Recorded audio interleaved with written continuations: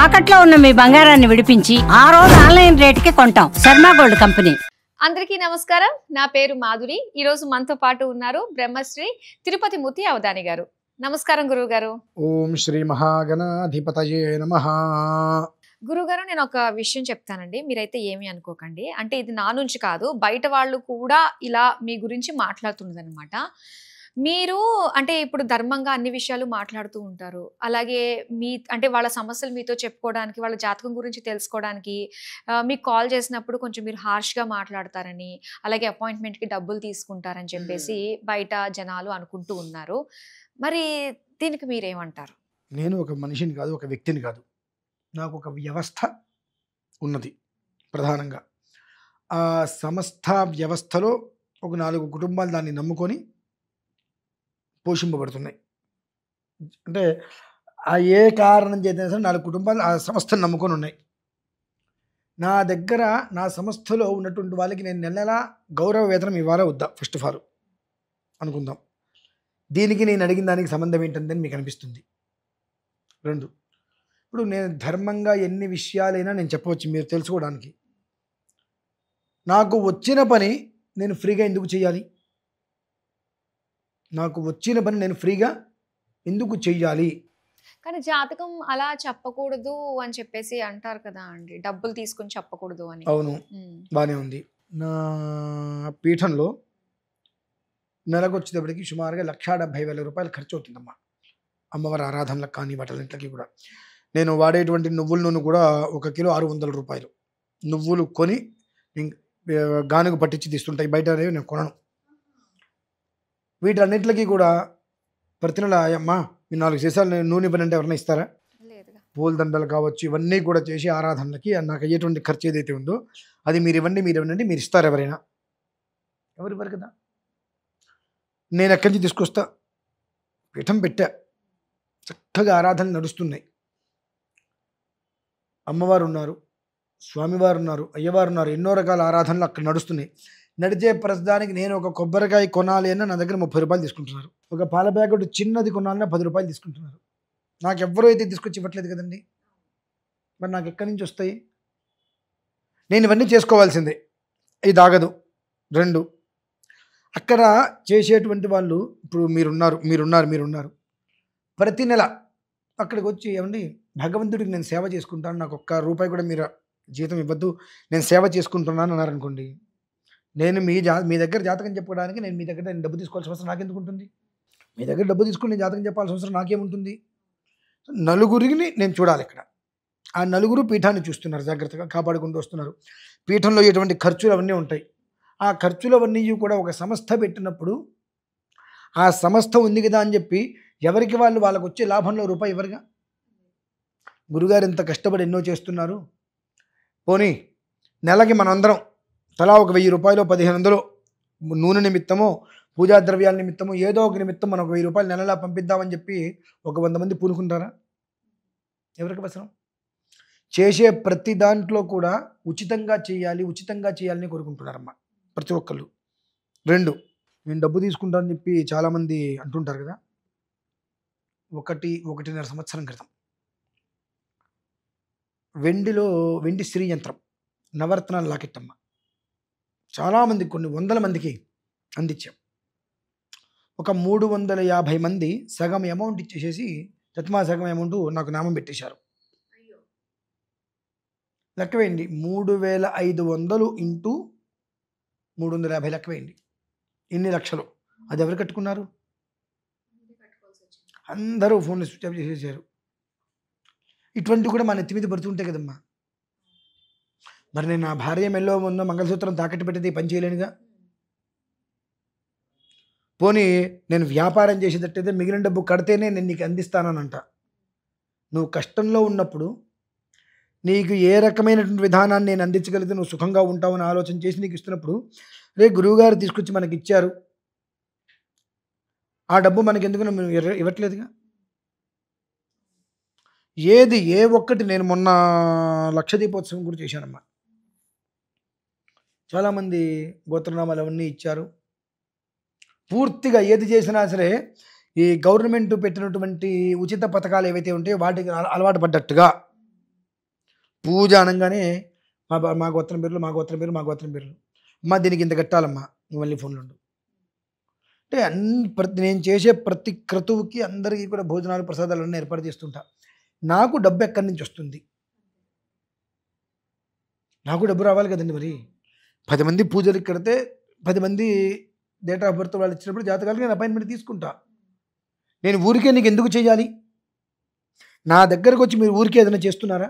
నాకు ఒక ఊరికి ఒక పాల ప్యాకెట్ ఇస్తున్నారా? మొన్న 4 లక్షల రుద్రాక్షలు తెప్పించుకున్నా. ఊరికే నాకు ఏమన్నా ఇచ్చారా? 100 రుద్రాక్షలు 4 లక్షలు తెచ్చుకుంటే 100 రుద్రాక్షలు కూడా నాకు ఊరికే ఇవ్వలేదుగా. ప్రతి ఒక్కటి నేను రూపాయి పెట్టి తెచ్చుకుంటున్నప్పుడు మీకు నేను ఎందుకు ఊరికే చేసి పెట్టాలి?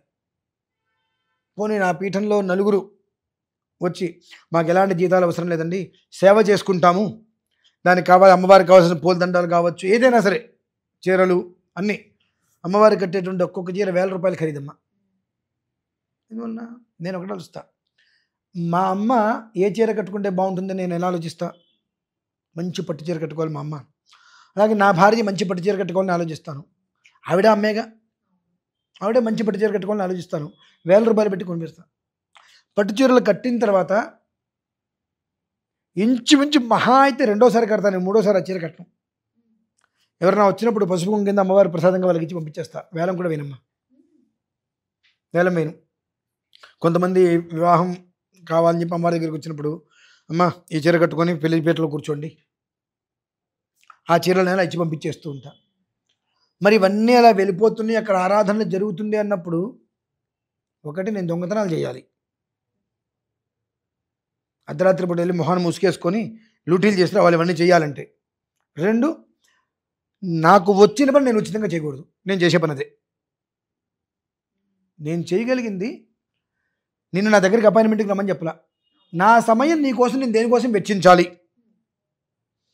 అరగంటో గంటన్నరో నీకోసం నేను వెచ్చిస్తున్నా. నా టైం మీకోసం నేను ఎందుకు వెచ్చించాలి? అంత వెచ్చించిన తర్వాత నేను ఏదైనా పూజ చేస్తున్నట్టే మీరు ఏదైనా అక్కడ నాకు ఉపకారంగా ఉంటున్నారా? ఏ రకంగానూ మీరు నాకు పూజకు ఉపకారంగా లేనప్పుడు నా టైం మీకు ఎందుకు ఊరికే వెచ్చించాలి? ఇది కొంతమంది. మరి కొంతమంది జాతకాలు మొత్తం చెప్పేస్తాం. గూడూరులో ఉన్నారు కొంతమంది వాళ్ళు. ఇది 2 సంవత్సరాల క్రితం మాట. పీఠానికి వచ్చారు, అమౌంట్ పే చేశారు, జాతకాలు మొత్తం వాళ్ళకి చెప్పేశాము. వాళ్ళకి ఏది చేయించుకోవాలో రాసి ఇచ్చేసాము. వాళ్ళకి నేను ఫ్రీగా చేసి పెట్టలా. అంటే నేను ఈ పూజ మీరు చేయించుకుంటామానంటే ఒక 10 రూపాయలు ఖర్చు అవుతుంది అంటే 3 రూపాయలు ఇప్పుడు ఇస్తాం గురుగారు, 3 రూపాయలతో మొదలు పెట్టండి, పూర్తయిన తర్వాత మిగిలింది ఇస్తామంటే నేను సిద్ధపడి ఒప్పుకోవాలి. ఏదైనా ఒకవేళ వాళ్ళు మధ్యలో వెళ్ళిపోయినా వారం మీ అలా పైన వెళ్ళిపోయిన పడాలి. వాళ్ళు చాలామంది ఉన్నారు, ఒకళ్ళిద్దరు కాదు, చాలామంది ఉన్నారు. అవన్నీ డబ్బులు ఎవరు కట్టుకోవాలి? అక్కడ మాట ఎవరికి వస్తుంది? నేను మొహమాట ఏం లేదమ్మా, కడితే అమౌంట్ మొత్తం కడితే తప్ప నేను ఎవరికి చేయదలుచుకునే ఉద్దేశంలో లేము. 2 సంవత్సరాలు దాటిన తర్వాత వాళ్ళు మరి అన్నం తింటున్నారో ఏం తింటున్నారో తెలియదు కానివ్వండి, చాలా అసభ్యకరమైనటువంటి ఇబ్బందికరమైనటువంటి కామెంట్స్ అయితే చేస్తున్నారు. మా వాళ్ళు ఫోన్ చేసి అడిగారు ఏంటి అని అంటే, మీరు ఏదన్నా ఉంటే డైరెక్ట్గా వచ్చి మాట్లాడని, ఎందుకు ఇటువంటి పని చేస్తున్నారంటే బ్లాక్ చేసేసారు నెంబరు. 2, కొంతమంది కావాలని నా మీద దుమ్మెత్తిపోసేటువంటి ప్రక్రియ చేస్తున్నారు. ఎందువలన? మొహం మీద మాట్లాడతా, ఎస్ ఆర్ నో, ఉన్నట్టు మొహం మీద మాట్లాడతా. ఇది చాలామందికి నచ్చగా నన్ను టార్గెట్గా చేసి ఎవరి ప్రయత్నాలు ఎంత చేయగలిగితే అన్ని రకాల ప్రయత్నాలు వాళ్ళు చేయటం మొదలుపెట్టారు. మంచిది, నువ్వు చేసేది నువ్వు చెయ్యి. ఇప్పుడు బహుశా అటువంటి వాళ్ళు కొంతమంది ఎవరో మీకు కాల్ చేసి ఉండొచ్చు. మరి అలానే ఆయన డబ్బు తీసుకుంటున్నారని చెప్పి ఓపెన్, నేను డబ్బు తీసుకుంటా, డబ్బు ఇస్తేనే జాతకం చెప్తా, లేదా నా ఆలయానికి సంబంధించి నా ఒక పీఠానికి సంబంధించిన ఖర్చులు మొత్తం 100 మందో 200 మందో కలిసి నెలకి 1000 రూపాయలు మేము ఒక్కొక్కరు ఇస్తామని చెప్పి తీర్మానించుకొని ప్రతి నెల 5వ తారీఖులోపు 1000 రూపాయలు వేయమండి ఒక 200 మందిని. నేను ఎవరి దగ్గర 1 రూపాయి కూడా జాతకాన్ని డబ్బు తీసుకుని హాయిగా చేసి పెడతా. అలానే అక్కడ చేసేటువంటి క్రతువులు ఉంటాయి, ఆ పూజలు పునస్కారాలు చేసినప్పుడు కూడా వాళ్ళు వచ్చి వాలంటీర్లుగా నాకు చేసి పెట్టాలి. చేసి పెట్టగలరా? అంటే ఒక మనిషిని ఎద్దేవా చేయటం, ఒక మనిషి మీద నింద వేయటం చాలా తేలిక. నాకు అబ్బెబ్బెబ్బెబ్బే నేను డబ్బులు తీసుకోవట్లేదమ్మా అదమ్మా ఇది చెప్పాల్సిన అవసరం నాకు లేదు. నిస్సంకోచంగా నిస్సందేహంగా నీ విషయం గురించి నేను మాట్లాడాలంటే నా సమయాన్ని నేను ఎందుకు వృధా చేసుకోవాలి? నీ గురించి నేను వృధా చేసుకుంటా. నేను చేసేటువంటి పూజకు నువ్వు వచ్చి పాల్గొంటున్నావా? ఏదైనా నీ చేతి చేయగలుగుతున్నావా? లేదు కదా. Use and throw. అటువంటిప్పుడు నేను నీ గురించి ఎందుకు నా టైం వేస్ట్ చేసుకోవాలి? నా టైం వేస్ట్ చేసుకుంటానంటే నాకు దాని నుంచి నేను ఆశిస్తా నాకు ఇంత అమౌంట్ ఉండాలి. ఆ అమౌంట్ ఉంటే ఆ అమౌంట్తో నేనేం తినట్లేదు కదమ్మా. ఆ అమౌంట్ నేనేమి తినట్లా, అమ్మవారికి పెడుతున్నా. ప్రతి మంగళవారం లేదా ప్రతి శుక్రవారం లలితా సహస్రనామ స్తోత్రానికి 183 శ్లోకాలు ఎలా అయితే ఉంటాయో అలా 183 మందికి అన్నప్రసాదం పంపిస్తూ ఉంటా. హాస్పిటల్ బయట జనాలు చాలామంది బసవతార అక్కడ చాలామంది బయట అట్లా కొన్ని హాస్పిటల్కి ఒక్కొక్కసారి ఒక్కొక్క వైపు పొట్లంలా కట్టించేసేస్తాను. ఏది దద్దోజనం పెరుగన్నం, లేదంటే పులిహార పెరుగన్నం. దద్దోజనం ఏదైనా రెండు రకాలు, లేదా ఒకరోజు కదంబం అన్ని రకాల కూర ముక్కలు వేసి అన్నం వండిస్తాను. ఇంకోటి పెరుగన్నం, అలా 2 పొట్లం కట్టేసేసి మీకు నేను మిమ్మల్ని పిలిచి మీకు వీడియో తీసి చూపించాల్సిన అవసరం నాకు లేదుగా. నేను చేసే ధర్మం నా మనసుకు నాకు తెలిస్తే చాలు. మిమ్మల్ని పిలిచి మీరు వీడియో తిండి నేను ఇస్తున్నా అని చెప్పి యాడ్ ఇచ్చుకోవాల్సిన అవసరం నాకు లేదు. నేను చేసేటువంటిది మంచిదా చెడా, ధర్మమా ధర్మం నా మనసాక్షికి తెలిస్తే చాలు. కాబట్టి నేను అపాయింట్మెంట్కి డబ్బు తీసుకుంటా. నా క్రతువులు నేను చెయ్యాలి, నా సంకల్పం నాకు ఉన్నాయి. ఆ సంకల్పాలు మీరందరూ కలిసి ఇప్పుడు కొన్ని లక్షల మంది ఫాలో అవుతున్నారుగా, అందులో కొన్ని వందల మంది ముందుకు వచ్చి తలా 1000 రూపాయలు ఇచ్చినా నేను ఎవరి దగ్గర రూపాయి తీసుకోకలేదుగా. ఈ మొత్తం జరుగుతాయి కదా. అలా ఎవరైనా ముందుకు వస్తారా? పొరపాటున్నారు. రానప్పుడు నేను చేయాల్సిన పని నాకు ఉంటుంది కాబట్టి నేను తీసుకుంటానమ్మా, అంతే.